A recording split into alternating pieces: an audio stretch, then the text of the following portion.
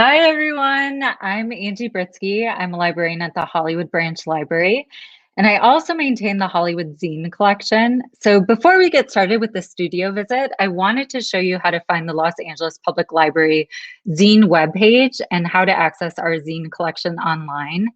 So to access our Zine webpage, you can find zines under our Books and E-Media tab, which is circled there on the top left. And that's from our homepage. So that'll lead you to a drop-down menu, which includes a zine tab. Or you can simply go to our web address, which is lapl.org/zines. So there you will find info on our zine library location, zine lists on specific subject matter, zine blog posts, and zine programs. I hope that you will check out 2 upcoming zine programs in June. One is celebrating Pride, and the other is celebrating Juneteenth and Octavia Butler's birthday, which actually I shared the same birthday with her, June 22nd. Anyways, to find the zines in our catalog, go to our little hourglass icon, which is in the top right-hand corner of our home page, and that'll direct you to our search function.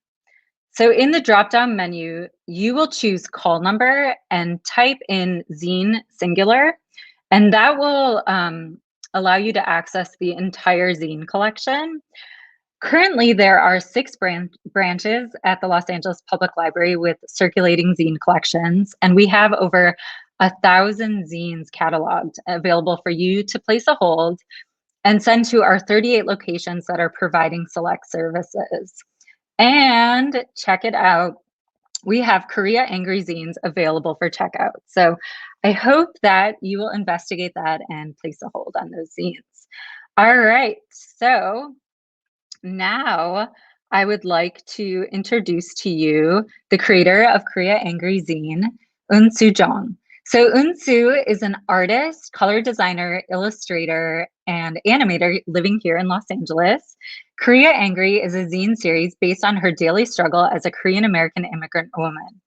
Eunsoos started Koreangry in 2016 after the election to cope with her anxiety and fear. As an immigrant, she needed a way to celebrate her stories through comics rather than to live in fear. Eunsoo describes the main character of her zine as her angry alter ego. The armature, props, and sets are handmade using various found materials and mixed media. And we are so lucky to get a look inside Eunsoo's studio. So for folks tuning in, make sure to add your questions and comments in the chat, and we're going to definitely have a Q&A session after the tour. All right, so please welcome Eunsoo. Hi. Hi, hello everyone. Thanks for tuning in on lunchtime studio tour. I mean, it's not really a huge grand tour, but I would love to show my workstation and how I set the scene, and kind of give you little snippets of the area around. But this is our garage of materials in the back, and I can show you my set. I'm gonna go really slow, so let's just see. So this is a set of a Koreangry, and this is the basic area that I have a scene right now. You can kind of see my props, and here I just kind of adjust the characters, the movements. I bend it over her arms and then put her in a scene.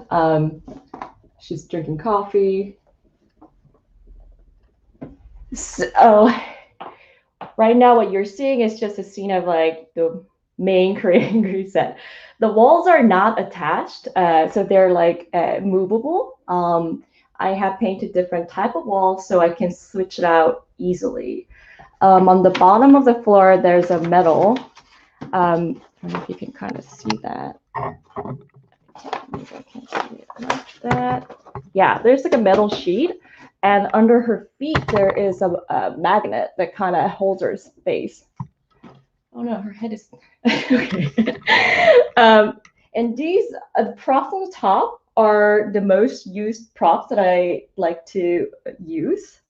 You can kind of see my Apple, Mac, iPad, phones, and just kind of like daily appliances that I use, and that's my arch nemesis character. Okay, so most of times I use two light setup on the left and on the right. And with these lights, I just change out the different type of a gel to create different lighting mood. Like, let's say if I can do like I don't know if you can kind of see it, but but it's basically the transparent blue gel that will, sometimes I'll put it on the camera to create the mood, or sometimes with the lighting setup, I'll just like lay over to create more cold, more scary, things like that. All right, so now let's move on to the other area of my studio. So this is an ongoing Koreangry house that I've been building. This is like literally I just got it from Facebook Market, and then I'm just like redecorating, kind of like a fixer-upper situation. Yeah, so that is what I'm doing with this house. Most of the times I feel like I don't create everything from scratch if I get lucky. Like if I can find any scrap woods or shapes that I can just use to make it easier on myself, I would totally like okay with that. And you can kind of see these are my materials. And I collect and kind of categorize the materials by different texture or plastics or whatnot. So I'm gonna go really slow. I'll try to practice this, but I hope nobody has like dizziness. I'm gonna go slowly to my prop area. So this is my work station, and you can kind of see all my miniature props that I built. And I guess we can move on to slowly to my work area.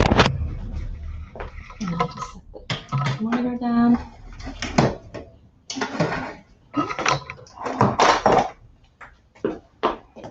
Okay, and lower the so we can see more detail. Okay. All right. Whew. So this is the base skeleton of Koreangry body.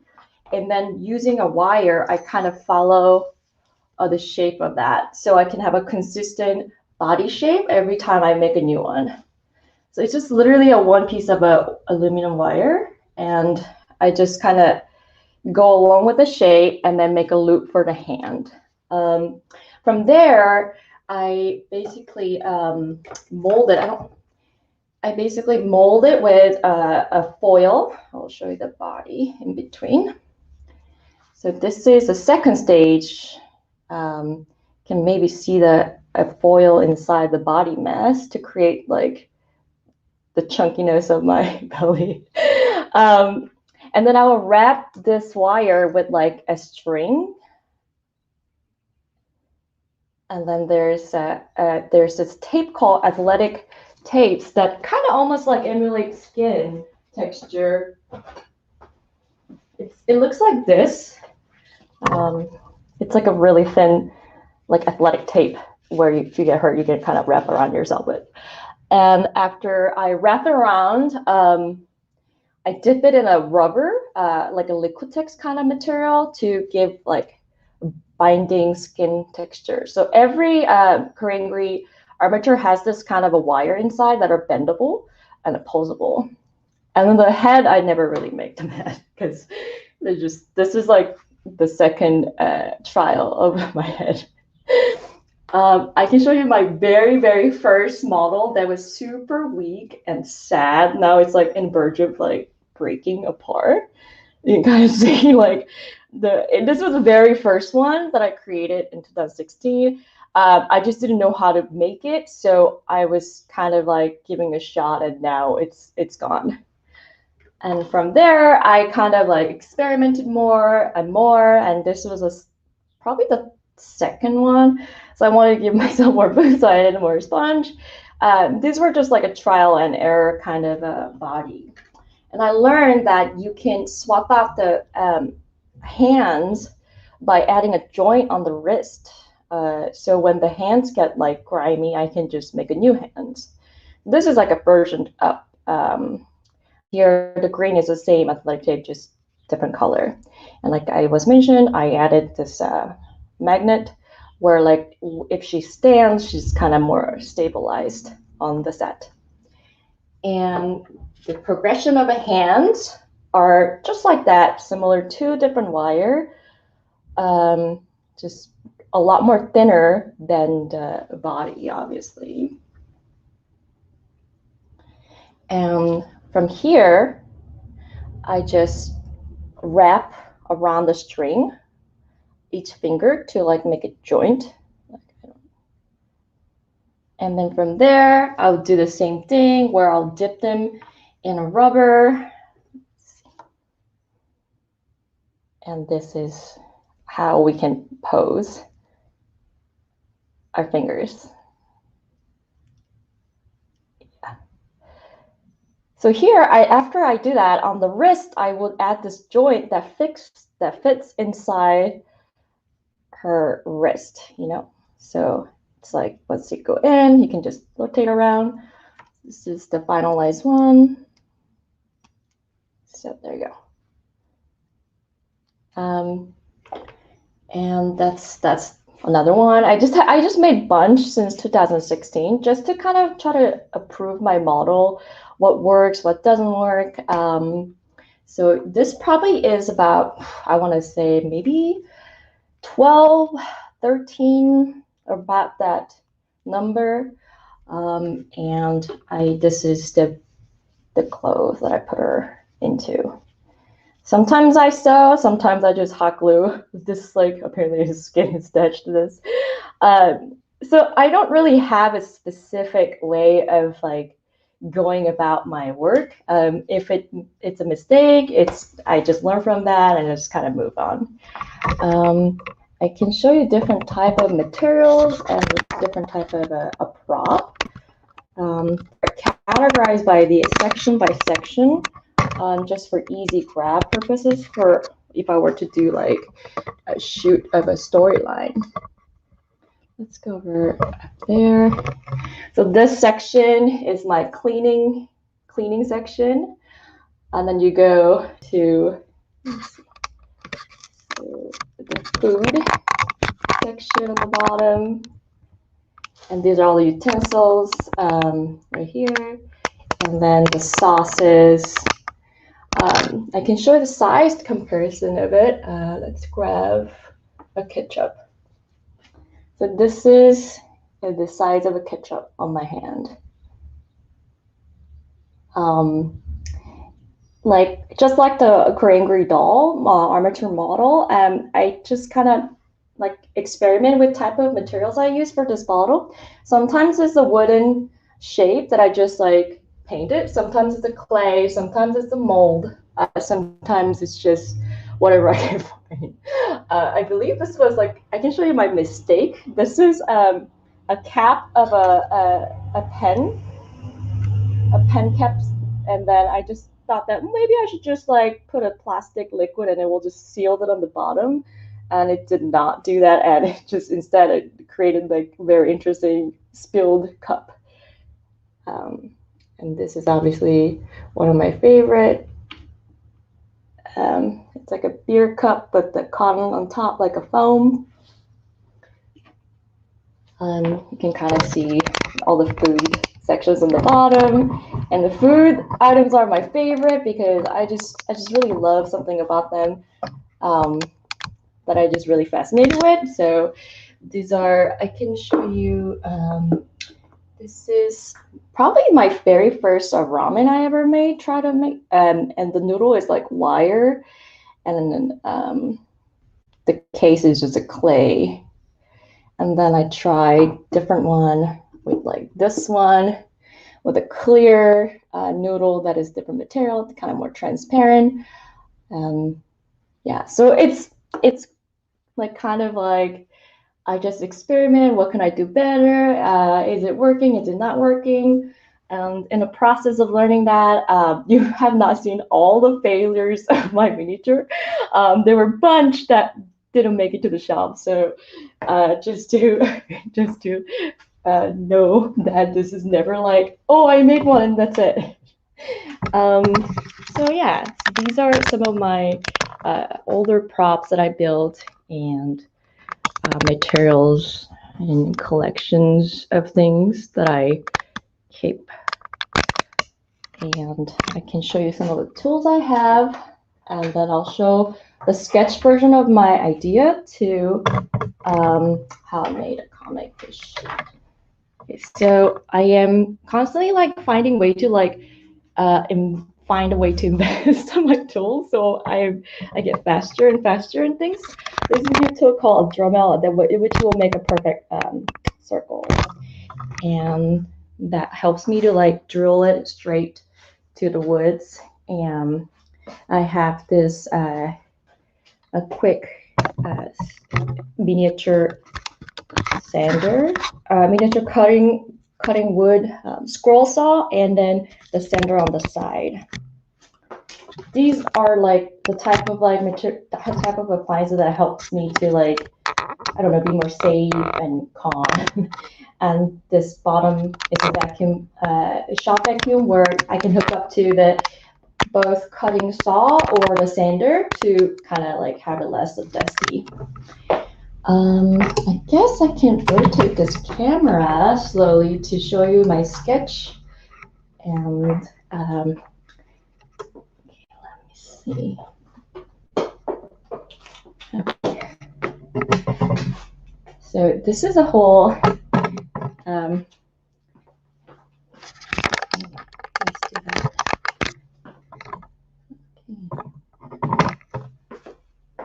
Okay. This is probably the earliest times of my zines. I have so much that I can't. This is how it looked like in the very beginning. I was kind of experiment with the characters and storylines. And from there, I just kind of, what kind of story I want to tell and how does it look. This is the very first comic ideas. It's super rough. It's mostly like me experimenting with the ideas I have and what do I want to say to this comic. I don't really have the cover for the very first one, but this is the very first sketch, and as you can see, as Angie mentioned, like 2016. And then from there, I kind of built it, and it's really dark, but that was the comic versus the.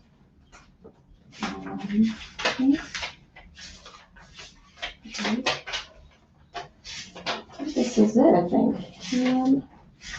Let's see. Yeah, this is the very first 2016 comic I made that I'm breaking up with the year 2016 and why. And it wasn't like more like a stage like before. It was like in a room and a more smaller box with no lighting. So everything in the beginning was very rough, but I think I started to like kind of upgrade a little bit of appliances or upgrade more like techniques, buy more materials, experiment more, and then slowly I built up to where I am now. yeah, and let's see. This is another example of my work is, I think Angie mentioned, it's about the Know Your Rights. So this one was very special to me because I took multiple workshops about Know Your Rights, and I felt like I really benefited a lot from what I've learned in workshops. So I created the story based on what I learned, and I highlighted most important things to me and kind of divided into panels. Like one panel I want to talk about this, one panel I want to talk about that, and kind of made a story of it. And that's how my first Know Your Rights was. And it kind of same thing over there on the stage. I set up a scene, put all the props and furnitures, and created as if I were in the situation. And when this happens, what could I do to protect myself, and what could I say? And I kind of like put myself into the storyline, and that's how most of the time is. Sometimes it's just I'm talking to my family member, or I'm talking to my friends, I'm talking to myself about most of the times I'm talking to myself about what I want to hear, what I want to say, and that kind of I think manifests into the care of how I want to say things. Am I looking at the camera when I say this? Am I looking sad or down? So I kind of put her in a pose, or in a situation of what I'm feeling this. Am I in a bedroom? Am I in a bathroom? Crying? And I just set the scene and kind of take a look at multiple pictures of that. And from there, I edit it. I put in my storyline over there and just make panels of comic. I think that's pretty much about 20 minutes of a studio space, unless if there's anything, I'm giving a cue to Angie, Hannah. Well, I definitely, I'm curious if there's any questions from the audience. Oh, we do. Here we go. Okay, so I love your work and all the props. What made you start to create a clay version of yourself instead of a two-dimensional work? Oh, yeah, this is actually one of my favorite questions. I love, I don't know, something about walls and grommet. There was a clay animation that I kind of like grew up with when I was younger. That comfortable, like mushy feeling of it. I just really loved it. I just really loved the set. I just really loved the story. I love the look of it. So I think that I kind of pushed through remembering that memory of how it made me feel, and I wanted to create something that is not exactly the same, but kind of giving it a twist and turn about it. If you kind of see her head, I'll show you. This is like an ongoing joke about her head shape. Is that for the longest time, my forehead, like the way it works, the way it parts my hair, has been a complexity of mine. So it always never like stay the same, and it's like has a really strong widow's peak. And I was being made fun of a lot, especially by my family members. So you know, I'm just gonna make that as a character, and that became a thing. But I just really love the physical space of arranging and the look of it. I don't know. It's something about it. It's kind of fun and friendly, and I don't know. Yeah, I love it. And also, you have a fan saying, "Those props are amazing!" Exclamation point. Yay! Love her work. Yay! Thank you. Yeah, your studio is so amazing. And those props, oh my goodness. So, how long does it take to make a zine? I think it depends on the content and the timeline. Each comic takes about 4 to 6 hours from the beginning to execution. But some comics, if it involves specific props that I need to be built into the story, it can take a week or 2 weeks, because it's just more complex, and like this is not my only job. But having said that, it's a constant practice of keep working on like certain amount of comics. If I finish like certain amount of comics, then okay, this is about time for me to put it in a layout. And the layout takes another like 2 to 3 weeks, depends on my time availability and whatnot. So overall, I would say 4 to 6 months per zine. I think in the beginning I was just more motivated.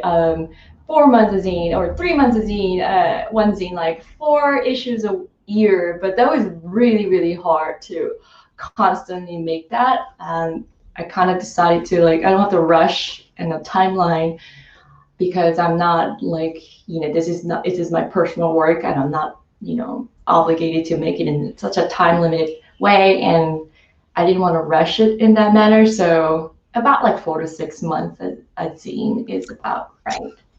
Well, I'm doing the math and it seems like that means you're constantly working because in the past, what, 5 years, you've made 10 zines?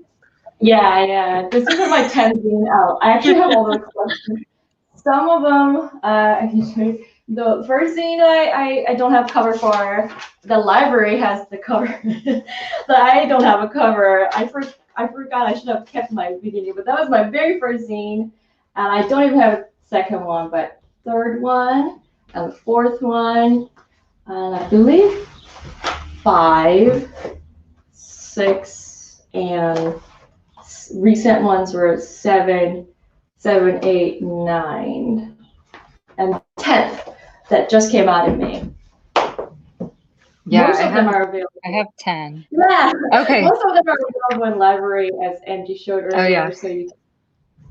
And yeah, we'll have issue 10 available by the end of the week to borrow with your library card. Okay, another question.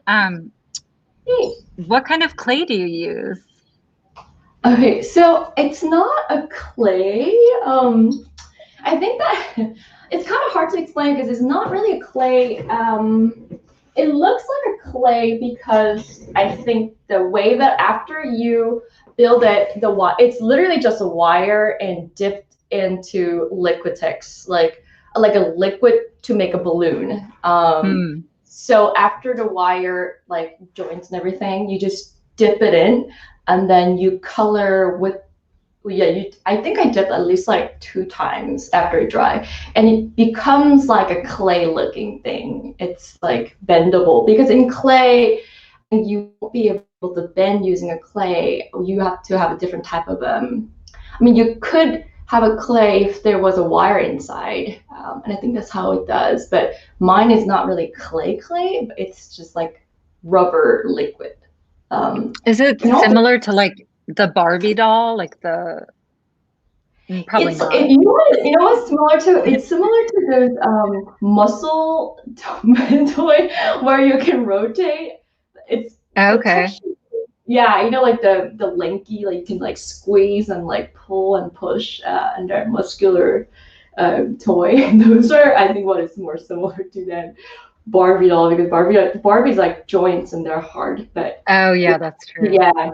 Yeah. But I can show you what it looks like. The liquid looks like. This one looks like a balloon rubber, and it has no color. It's actually called balloon rubber? It literally calls balloon rubber, and that's what I use. And these are some of the skin, like a skin like paint that works with that Liquitex. And these stores, and they're a local store in Burbank called Motion Picture Effects, and that's where I get most of the like a skin or like a Liquitex special effects kind of a type of materials I need. Oh, well, thank you. I had no idea. I hope that answered the question. Are there any other questions from the audience? Okay, so I wanted to just look at a couple of images from your zine.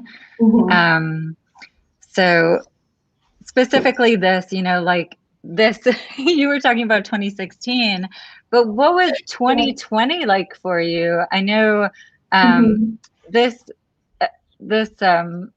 issue, I think this was this issue 8 or 9, or I'm sorry, 9 or 10, I can't remember now, but just I love No, I have, I think it might actually be in, I believe that's number, this issue 89 is 2021. oh, Yeah, okay. yeah.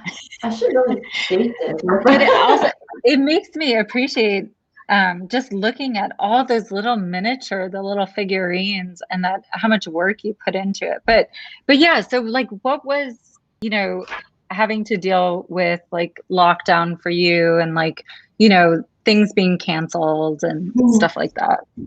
Yeah, 2020 was really rough because I had a lot of like zine events that I have applied and got into for the first time many times, or there were a lot of events that I was planning to do accordingly. And it helps me to like go to these events to get like feedback and kind of interact with the different type of folks in that different city and states. It really uplifts me, and it like I need that kind of energy to keep going for me. So not having all that really sucked in 2020. But I also realized that it was a good year for me to think about where I want my zine to go. What do I want to do with this work? It made me to push it a little bit more about more sensitive topics. Like I think that after I made a first zine in the beginning of 2020, that was when we were experiencing the first like kind of encounters, not first, but like more frequent encounters about like attacks on the Asian Americans early 2020, and that I kind of like it was a little bit rough for me to like understand why is this happening, and then how it was all interconnected with the politics and the time period of like not knowing this like, pandemic, being blamed a lot. And that kind of like awareness made me want to talk about it in my comic. And shortly after that, I think I had like a lot of like myself an urgency to talk about things that I need to be talked about, which was like Black Lives Matter and all these other events that followed after during pandemic. And it felt like I was really privileged and lucky to have the space and to make this artwork that makes me feel like it's important for me to know. Just like Know Your Rights, I wanted to share the information that I have learned through my work. And because my work is not a full text and it's a comic and a little bit of a twist of like clay looking thing, I thought it could be a softer way to approach what I wanted to say. And that has been like somehow became my like a mission throughout 2020 because I don't have events to go. So I kind of kept pushing myself to do more. There are a lot of subject matter that I didn't talk about before 2020. They came really kind of all came along because I was so, in one hand, I was like really devastated, but also very inspired. Somehow that energy was really intertwined. So it kind of created like interesting works. I was a lot more experimenting a lot. In 2020, Zine issue was my first issue that I started to collaborate with other writers. So it kind of came in a good time. And as much as I wish it was different, I also found a way to like navigate it in my own way. It's not always pretty. It was really rough as well. Yeah. Oh, there's a question from the audience. What are some of your favorite snacks when taking a break from creating? That's cute. Yes. My favorite snacks. I have so many favorite snacks, as you can see, and my ultimate favorite is shrimp chip. I just grew up with this shrimp chip, and this is like the chip. Like it was very like common, really cheap shrimp chip that I grew up in Korea, and they're everyone's favorite. And it was something that I missed when I immigrated to the United States. It wasn't a widely like there weren't a lot of Korean snacks when I grew up. Now it's a lot more easier to like find these snacks, but I was not able to have this for a long time. And when I found that there was something similar to Japanese, like shrimp chip, I just like, oh my God, this is great. I tend to really like salty and vinegary flavor. I don't know. I guess I like the like flavor other than sweet. I don't really have a sweet tooth though. Nice. Are there any other questions? If not, I can keep going.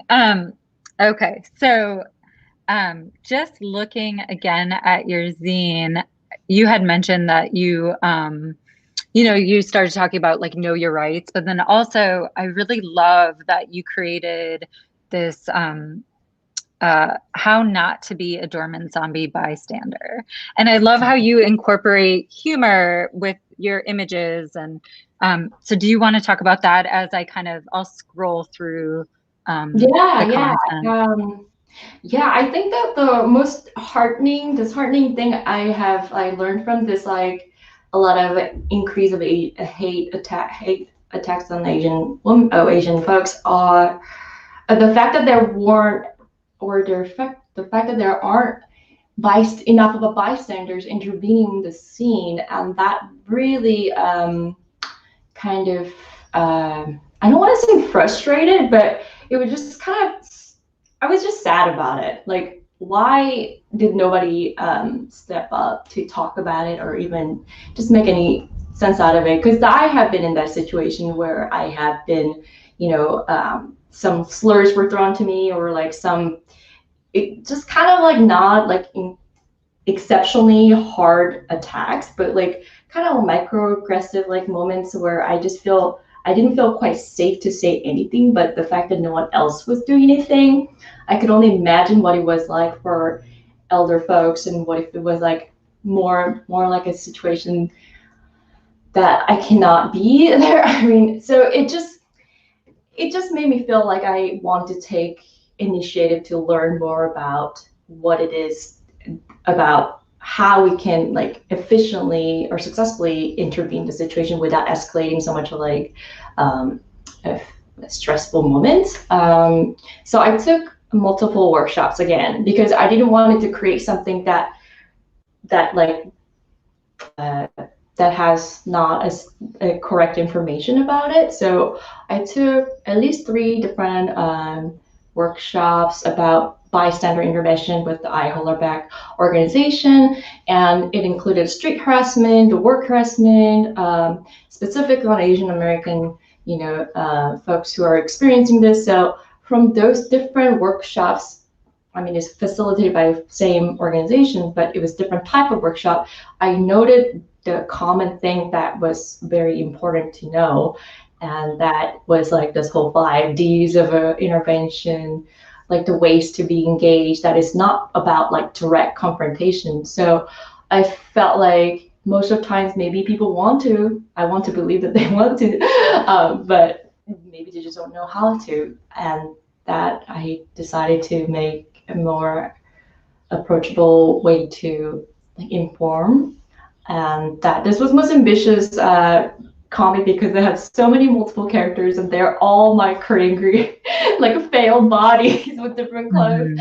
And setting up the scene, one would fall over, the other will fall over, because they were like more like a stages of like earlier ones. So like when I'm shooting this one, the other head is falling out, the other one's heading falling out. So it was a lot of editing was involved after that. But I felt really good and happy about it, because I just kind of felt like I myself kind of knew how to handle this kind of situation if it were to happen. And it made me feel, I don't know, kind of like good, happy that I did this. And I'm so humbled and grateful that it is being found very helpful and informative. Yeah. Oh, okay. We have a question from Gina. I appreciate your support of Black Lives Matter. Have you gotten any pushback for this support? Also, I stand in solidarity with AAPI communities. # Stop Asian Hate. Oh, that's so sweet. I get so emotional. Thank you, Gina. yes, I have been gotten a lot of pushback, and I think the hardest pushback is from Asian American community. I have a lot of Korean folks who are not familiar with the concept or who are not familiar with the idea.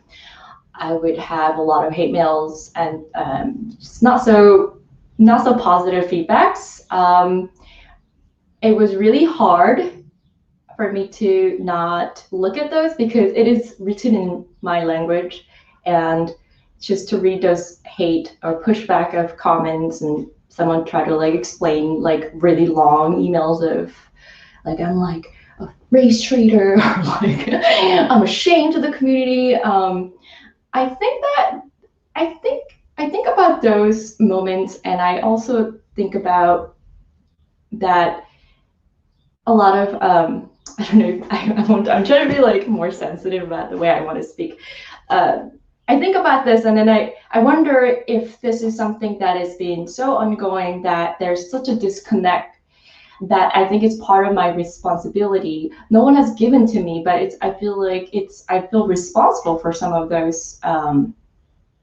this hate, anti-blackness, and they're very embedded in my culture, in our culture, and that if I could do something that's creative and that speaks my view on it, and so what if I get this hate mails? And I mean, it sucks. It hurts my feeling, but I feel like I'm getting better at like really focusing on what it is that I'm trying to do, and not be tied down to the other things that are kind of not letting me get to where I want to be. So, and that has helped me to really focus on what is it important, like what's the purpose of me even doing this in the beginning? Is it just to have social media done, or like is it like just to get popularity, just to show like solidarity in just on the face, or is it just something that I really truly wish that if someone to see my work and they were to even like question about it, oh, why did we think about that? I think that's my role in my work. And some people might not agree, but that's just the way it is with being an artist. So I kind of like gotten more stronger in its way, and more I practice that kind of work, it has helped me a lot to just like, okay, I don't need to see this. I'm just gonna keep doing what I'm doing. So it's ongoing. I think it's ongoing, like ongoing thing, right? Yeah. I mean, every time I make some kind of a comment that I think it's helpful for me, I have gotten a lot of negative response, which was like, know your rights. I got a lot of people who did not even agree with the fact that immigrants have rights, or I have a lot of like people who have like say anything about what I had to say. And that I think that's how I've been living in my life for a long time. So I feel like, why not just do something that makes me happy in the end and just kind of keep going. Thank you so much. That's such a great answer. Should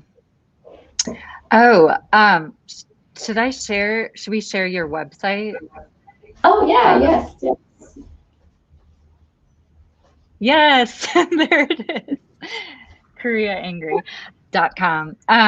Okay, also, I'm just gonna, if there's more questions, definitely folks feel free to, if you have any questions, and then I'll just, let's see. Oh, we have another question. Okay. Yay. Oh, that's so sweet. You are not the problem, and you're not alone in the pushback. Absorb the haters and connect with your supporters. Thanks for your creative work, from Erica Kim. Oh, thanks, Erica. Yeah, I wish these are the moments where I wish I was more like my character, because in my comic I was just like, fuck the haters, you know, like I don't know if I can say that. Yeah, let's forget about those haters, just do your own thing. I'm a lot more aggressive and bolder in my comic, and in my real life I'm just like sobbing and crying. And that practice has been it's easier, but I think it's easier to have a character that is not associated with yourself in like social media and whatnot sometimes, just because they don't know who you are every day. So it's kind of nice to have that, using that character. but I am trying. And thank you. I really appreciate that.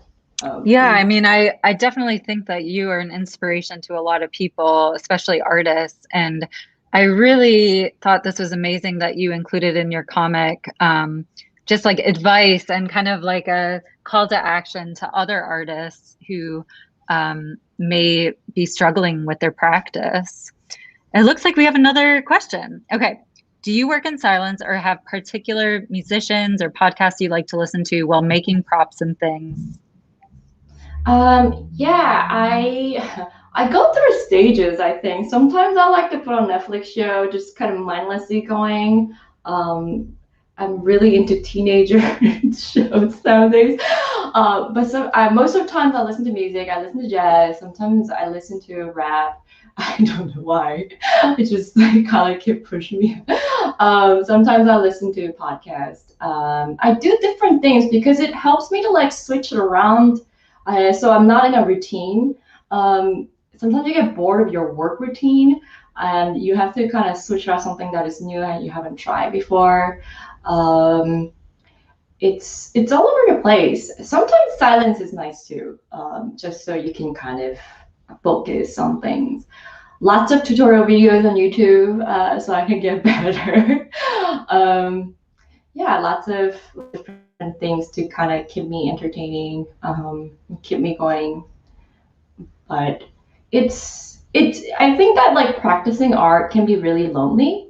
That that is something that has always been for me, like because not having I mean, I didn't really have like 100% full support from pursuing art from the beginning. So it was always been a lonely practice for me. I'm just gonna do my thing and doing my thing, and that while it's lonely, you kind of get to. I think as Angie was mentioning, I really felt like you had to like remind yourself to keep going forward. And a lot of advices that I give is something that I want to hear. So I wish that I heard this when I was younger. I wish that I am telling myself this, and it kind of becomes like, I don't want to say like a mantra or anything, but it just kind of reminds me, yeah, just don't be, you know, don't be jealous of other artists' success. Don't be discouraged if you are lack of like materials or lack of like audience, lack of like anything. I just kind of wanted to. I just wanted to make sure that I want to hear it, and anybody else who's kind of going through the same thing can hear it too. Hmm. Yeah, and I think the highlighting artist is like a very, very important thing to do as an artist, to kind of like have like a confidence and pride in your artwork and your practices, like not comparing, well, other people do this way and other people do that way, the different type of style, different type of success and whatnot. I just think that sticking to your own gut and what you believe is very important in your art practice, even if it looks nothing like everything that you see. So that's A lot of comments coming in. Let's see, oh, here we go. It's amazing to hear you be so open about your feelings and process. Thank you for taking the time to be here and sharing. And then thank kudos you. to you. Thanks. Thank you. Neighborhood We're there. dogs. Oh, this is very true. It takes courage to pursue an artist's path. Yes. Awesome. Actually, yeah, now that we're talking about artists, I kind of like try to mention this to other artists if I can, when I can, is that I think that you always need like plan B as an artist, like something that makes you um, not equally as much as a happy makes you be practicing on art, but like something that is like not related art or creative that makes you a pretty good joy in your life, just so you can have something else that is not art that brings you happiness in your life too, because the art will like most likely fail you at times, and if art becomes everything about that you put into everything art, every art material, art, like philosophy, art practices, it becomes your whole. When it does fail you or when it doesn't go the way that you want it to, then you're just so, I don't know, I felt so empty for myself, and I needed like Mm. another outlet to kind of take a breather and come back. Um, and that's something that I wanted to share, and I tried to share. Yes. Yeah. So are you able to find community and support among other artists? Oh yeah, incredible amount of support, incredible amount of kind words. I think that's one of the things that I thought I was really lonely with myself for a long time. Um, I was really, I was told that I was a very distracted artist for many times, and I thought I was very like not fitting into a specific type of artist that I could be, and I compare a lot with myself in school. Everything felt like really competition. I had to create artwork just for the job, and that became very like it was really hard for me, and that I wasn't really honest with what I wanted to do and what I wanted to say with my work. I felt like I was studying all this like art, so my end goal was to like make a living out of it, which in some in aspect I did help, but I think that I felt really empty when that purpose of art was gone, and that Mm. yeah, and that's how I came back to my, I'm just gonna do whatever makes me happy, which is making a puppets and armature and props and making comics. Yeah, and I guess going back to, taking a break from your practice and finding other things that bring you joy, what are some of those um, things that you enjoy doing besides art? I got into hiking and backpacking a lot after 2016. Just kind of being in nature, kind of forgetting about like being in this like cookie garage, just leaving, like seeing the sun. And then like just like nature really truly inspires me. There are a lot of like people that you meet on the trail too are very different type of people, and I just kind of really get to appreciate the space and the access to this to the nature and all that. So that was something that I got into, hiking, backpacking. Other than that, recent pandemic hobby is like my fascination with making sauces, like mayos and hot Oh, sauce. nice. Something fun, like baby food for my newborn niece. So Aw. those are like a kind of life kind of thing that's outside my comic and outside of my art that I enjoy, that I'm in love with. That helps me to, I think, get better, fresh ideas. And I know it sounds very like skeptical, but I do think that a lot of my ideas or a lot of my thoughts come from when I don't do art all the time. Mm. And then it helps me to like, oh, I have to do this. I have to do something else to get back to uh, and to do better. That makes sense. Um, I wonder if there are more questions. If not, I know that so we did an interview together for the zine blog. Yeah. Um, and you had mentioned a bunch of zine makers and like artists that you like. Do you want to share some of those folks, some of the zine makers or artists that you're particularly interested in?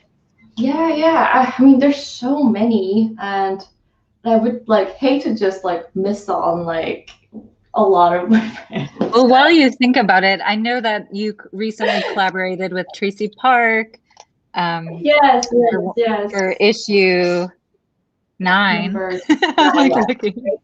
And I believe Hannah as well. Yeah, Hannah and Tracy. Oh Um, yeah, yeah, Hannah. let's get into that one first, because I think that my first time I collaborated with was the Lady Adams, number 8. Can you hear me? Oh I yeah. Did that, oh sorry. Oh, it's my earbud, I think. I felt like there are a lot of Korean American stories that I cannot possibly tell just because I have not lived through that experience of this Korean American person, and that I kind of wanted to highlight those stories, or I myself wanted to read more about that story, or just wanted to learn more about it, and that I kind of built it up. I meet them in person. And Lindsay, I met at the Oakland Zine Fest, I believe, Oakland Creates, and same with Tracy. And it just was like one of those moments where, oh my God, like, where have you been in my life? Like, you have similar like struggles that I could relate to, or like you have such a good story that I wanted to know about. And then like I guess I like naturally meshed well. And Hannah was also a really good writer that I got connected through the mutual connect, Jerry, and it was just like very much of a like a thing that I wanted to do, to be able to like have invite them over and be part of my zine and just kind of share that story. And Tracy's definitely one of my favorite zine maker in LA. I mean, like, we can like talk forever about Tracy's work, and Tracy's work is great. And I think that it's just so awesome that I got to meet this person and I got to collaborate. I've been more like a themed per zine on the more recent ones. So Tracy's zine, Tracy and Hannah, that zine issue number 9 was themed about mother, and I kind of like wanted to ask if they could do something along that realm of that theme. It's okay if it's not, but like just kind of loosely based off that theme. And Tracy did a wonderful piece. Yeah. Oh, we just put Tracy's latest zine in the. Yes. So if folks are interested in finding more about Tracy Park. And we also have her zines in our collection, lapl.org/zines. I think we have time for maybe 1 or 2 more questions. I did see one pop up. Oh yeah, are there artists that you're particularly inspired by? There's so many. And okay, so first of all, I really love Helen Jo. Helen Jo. Yes, Helen is awesome. I first met Helen and Helen's work when I first came down to LA, and it was just such a shockingly like refreshing that, oh my God, I could just do what I want to do, and somebody is doing it in such a well-tasteful way. I want to be like this person. And I think that was like back in 2013 or 14. It was like in downtown LA, and it was a really brief moment, but I was super inspired by Helen's work, and Helen's great artist. And I just Oh, sorry. I have to just quickly shout out Helen Jo because she donated over 300 zines to the LAPL zine collection. I don't know if she wants me to say that, but she is an amazing artist and I'm glad you said contributor to our collection. Yeah, truly, it's like it was like really good, like a dream to like get to table next to Helen before pandemic. I think it's 2019. Yeah, we did like we were in one of the events, and I got to be like next to Helen's table, and I was just like so shocked. And also like, oh my God, like 6 years ago I met this person, and I'm like literally like next to this person, which was like amazing. I mean, there are so many. Like I love Brenda Chi. Like Brenda is also based on LA. Brenda had been doing really awesome illustration work about like just uplifting the images and voices of AAPI. I think it's Brenda Chi Art, but Brenda's work is great too. I mean, there are a lot. There are a lot of like artists and zinesters that I am blanking out that I looked up to, that I love. And going back to one of my favorite zine couple are Brina and Lawrence. They've been the best zine friends. Every time I go to different zine fests, I would see them, and my heart is just like, oh my God, it's you again. I missed you. And we're not like, it's not like we are like best friends, or we haven't really got to know each other in a long consecutive period, but I would get to see them periodically in different states, and it's just so nice to get to have that connection. I hope to see them very soon. Aw. Oh yeah, one of the podcasts I forgot to mention, Nicole George's podcast is awesome. Oh, Nicole the has, new one? yeah, The one Nicole's about her family? Oh, I, I'll try to find the link. yeah, Nicole George is awesome, and I've been very, very lucky to get to know Nicole. And Nicole has also have a lot of zines as well. My friend who does podcast, there are multiple podcasts. Jerry Wong's podcast, Dear Asian American podcast, is great. It introduces a lot of Asian American people in different fields, and he invites them and then have a conversation about what they do. Can't forget about Jimmy's Comic News Insider podcast. Kind of features different type of comic artists that he knows, and he has that and interviews I their can't keep practices. up. I'm sorry. I'm sorry, I got too excited. I was like trying to put the links in the chat. I'm like, oh no, I can't keep up. But hopefully folks heard. What was it? Tell me the last one. I'll try to find the link just to add it. And then I think we might be out of time. Okay, yeah. I'll have two more. One is Jimmy's Comic News Insider podcast. News Insider. Yeah, Comic News Insider, and Whitney's, I think Community podcast. I can also see if I could like somehow send this link. Yeah. We can like share, but. And then relative fiction. I don't know if there's any last minute things that I missed, or was it okay? Like, I'm so It was happy that amazing. This was great. Yeah, thank you so much. And Sue, this is so great. Thank you, Angie, and thank you, Anna, for like helping to make this happen. Anna in the background. And actually, I did want to mention too, the Los Angeles Zine Fest donated a bunch of zines too to our collection. I didn't want to forget them because we were talking about Zine Fest. Yes. But yeah, thank you so much. This is really great, and keep doing what you're doing. And for folks that tuned in, definitely check out her collection that we have at the library, and check out her website. There's so much there as well. And yeah, thank you so much again for doing this. Oh, thank you, Angie. I mean, you've been organizing this amazing zine event, and I think it's really, really, really great. Being a really good, like being a really helpful librarian to like bring out different like local zines to catalog the zines, and I really, really have so much like grateful feeling, and it's really humbling to be added to that. So thank you, Angie. Oh, well, I did discover your zine at Skylight Books, which is a local bookstore. And at one point in time, we were able to acquire zines from their collection. So yeah, I love your zine. It's so great. And I wish we had more time to talk. Yes.